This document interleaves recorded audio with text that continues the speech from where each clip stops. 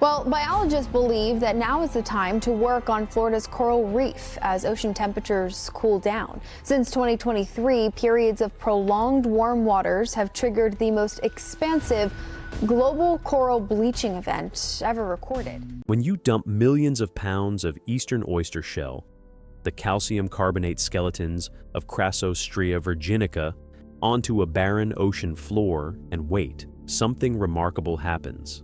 Across Florida's coastline, from Pensacola Bay to the mouth of the Caloosahatchee River, massive quantities of oyster shells have been deliberately placed into the water. Some of these shells are tens of thousands of years old.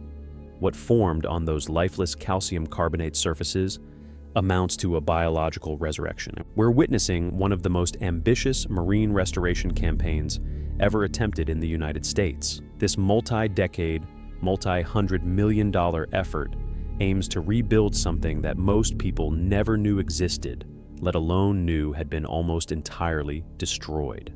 Oyster reefs, not the kind you eat at a raw bar, but the kind that once formed the living architecture of every major estuary on the Gulf Coast. These reefs filtered trillions of gallons of water, sheltered hundreds of species, and protected shorelines from storm surge as natural living shorelines. We lost 85% of them worldwide. In some places, the loss was total. This is how Florida is trying to bring them back. A healthy oyster reef isn't what most people picture when they think of a flat bed of shells sitting on the bottom. Instead, it's a three-dimensional structure that sometimes rises several feet off the seafloor. Eastern oysters, Caloosahatchee virginica, build these formations layer upon layer through successive generations. Each new generation of larvae, called spat, cements itself onto existing shell, whether that shell belongs to a living oyster or a dead one. Over time, these layers accumulate into massive reef formations that stretch for miles through estuarine systems. The shell itself consists primarily of calcium carbonate, a hard, stable material that provides structure in environments where the seafloor is otherwise soft mud and sand. These areas are biologically limited, essentially underwater deserts. When you introduce that hard substrate into soft-bottom waters, you fundamentally change the ecology of that area. You create surfaces for organisms to colonize, crevices for small fish and crabs to hide in, and elevated structure that alters water flow patterns. Scientists call oysters ecosystem engineers for this reason. They don't just live in a habitat, they build one. Oysters are genuinely remarkable among marine organisms because they're filter feeders. An adult oyster pumps water across its gills continuously, extracting phytoplankton, algae, bacteria, sediment, and even chemical contaminants from the water column through bioaccumulation processes. You'll often hear the claim that a single oyster can filter 50 gallons of water per day.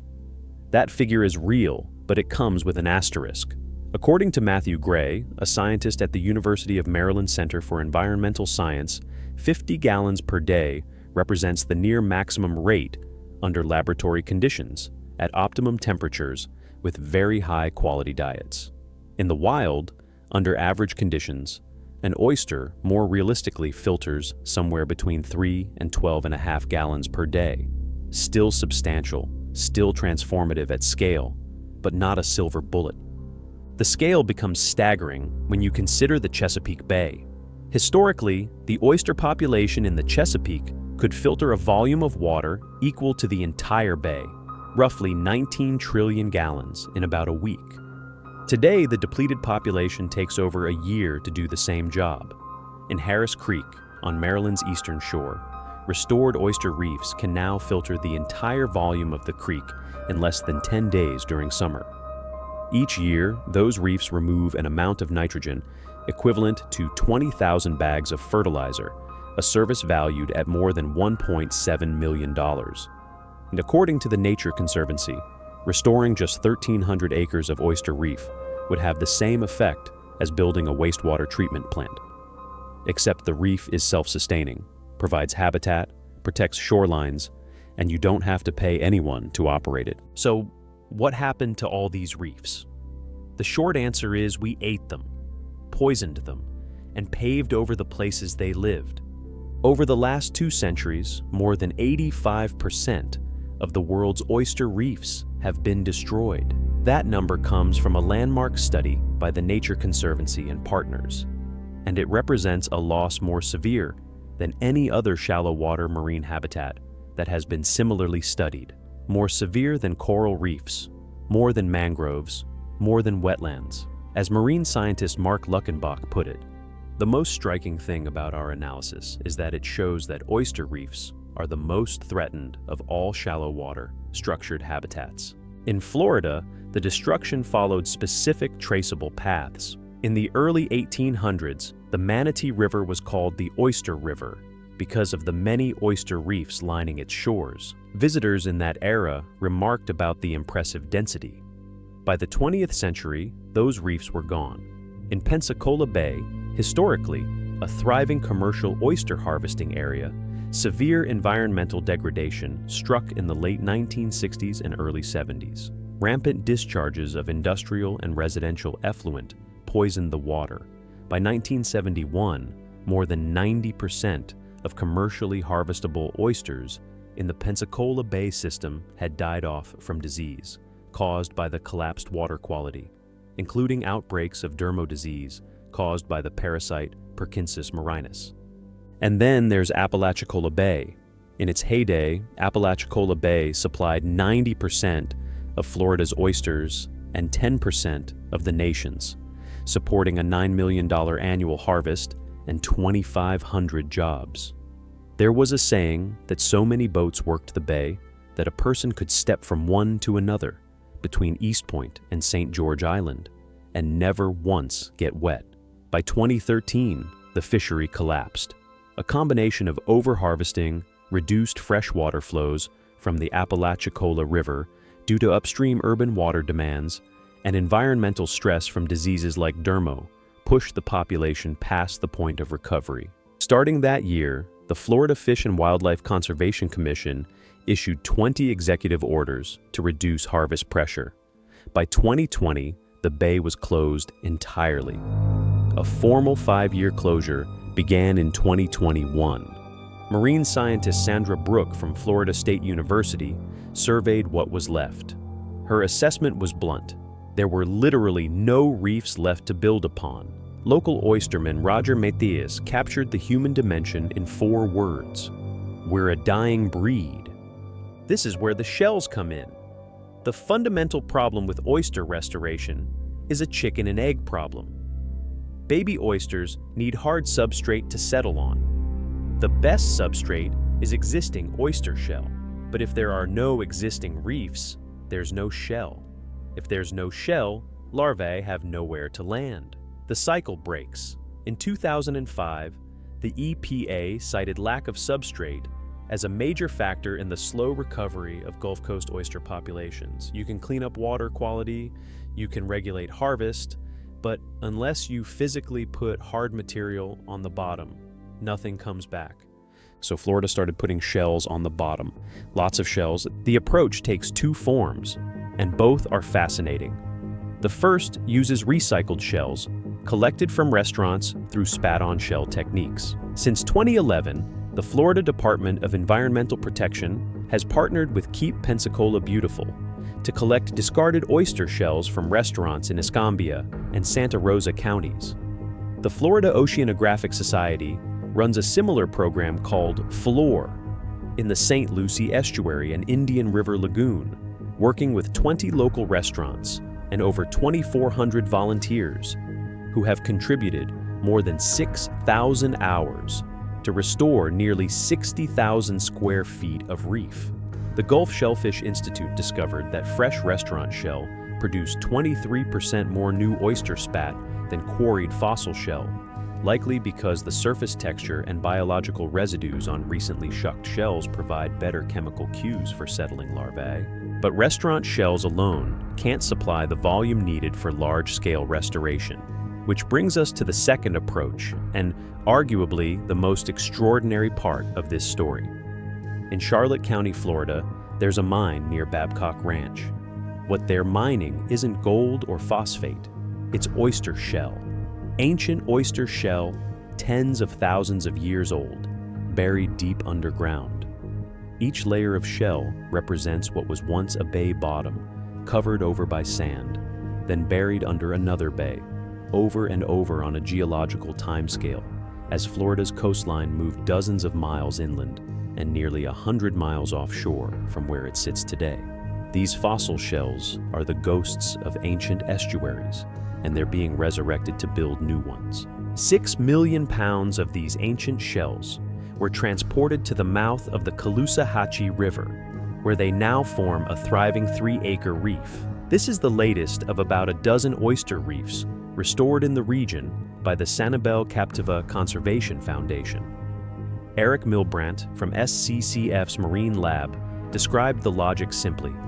This is a great strategy for cleaning water. It's a great strategy for habitat and species diversity.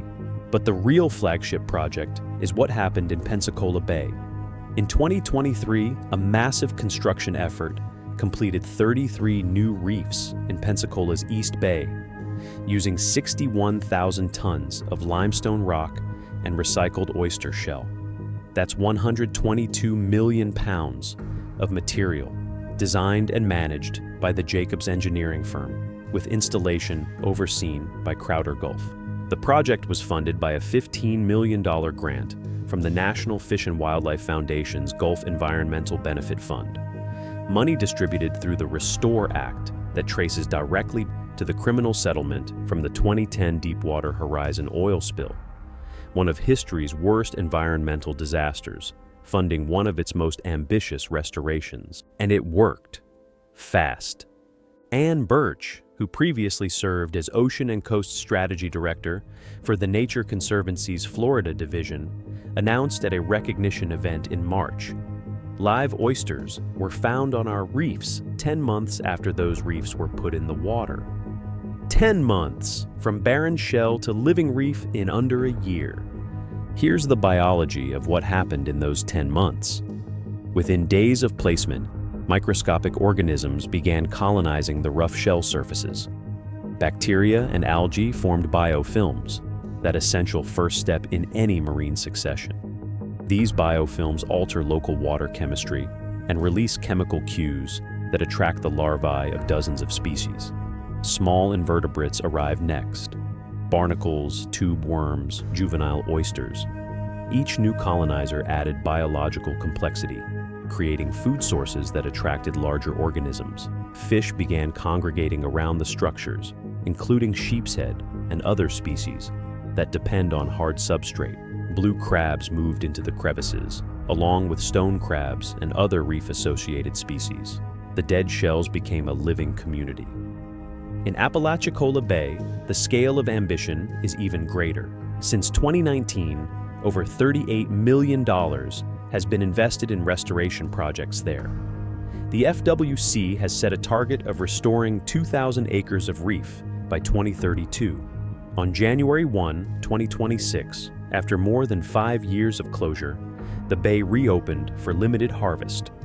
Commercial endorsement holders received a share of roughly 4,700 bags. Recreational permit holders could take 1 bag for the season. But the reopening hasn't been without tension. Conservation groups, including the Pew Charitable Trusts, cautioned that early harvesting could overburden delicate reefs that are still recovering. And some longtime oystermen were unable to secure the required commercial endorsement because they couldn't provide proof of oyster landings between 2012 and 2020, the very years when the fishery was collapsing and closed. "This is a sore spot," said Keith Golden. "Why did they set that limit instead of allowing anybody with any oyster harvesting?" Meanwhile, the Pensacola Bay Oyster Restoration Initiative has launched with a transformational vision: 600 hectares, nearly 1,500 acres, of restored oyster habitat over the next 10 years. This effort is funded by a $10.9 million NOAA Transformational Habitat, Restoration and Coastal Resilience Grant, plus state appropriations. The first phase targets 100 hectares by 2027, with up to 247 acres of reef construction planned within 4 years. The Lone Cabbage Reef Project, completed in 2018, already stands as the largest successful oyster restoration project in Florida. This chain of reef stretches more than 3 miles long. Its implementation phase alone supported 44 full-time and part-time jobs, generated over $5 million in total industry output, and created more than $3 million in total value added within the regional economy. Florida's state budget for the 2025 to 2026 fiscal year allocated $12.5 million specifically for oyster reef restoration, plus $5 million for sewage and stormwater projects to preserve bay water quality. Because here's what every restoration scientist will tell you: you can build all the reef you want, but if the water quality degrades again, if upstream water demands reduce freshwater flows, if pollutants keep pouring in, the oysters will die again. The shells are necessary. The shells are not sufficient. And this is perhaps the most important caveat in this entire story. Research published in Science Advances found that while restoration initiates a rapid increase in biodiversity and abundance of reef-associated species within 2 years, the recovery rate then decreases substantially, leaving a global shortfall in recovery of 35% below a pre-disturbed state. We can jumpstart these ecosystems. We cannot yet fully replicate what took nature centuries to build. Ann Birch framed the mission in broader terms. It's about restoring estuaries back to what they were when they had oysters. It's restoring fisheries, a culture and an economy that was once there. There's a phrase that keeps appearing in the literature on oyster restoration, and it captures something essential about why this work matters beyond the tonnage figures and grant dollars. Oysters are like the coral reefs of the estuary, except we can eat them. They are structural, foundational, and irreplaceable. They clean water. They build habitat. They buffer shorelines against storms. They support commercial fisheries worth millions. And for over a century, we treated them as an inexhaustible resource to be mined, not a living infrastructure to be maintained. What Florida is doing now, dumping millions of pounds of shell, both ancient and recycled, into depleted waters, essentially admits that we broke something fundamental, and we're trying to put it back together. The results so far are genuinely promising. Live oysters colonizing new reefs within months, water clarity improving, fish populations returning to restored sites, entire communities rebuilding their economic identities around the hope that the oysters will come back. But 35% below pre-disturbed states is a number that should keep us honest. We're not playing God here. We're playing catch-up. And the ocean, as always, will have the final word on whether what we've built is enough. The shells are in the water. The spat are settling. The reefs are growing. Now we wait.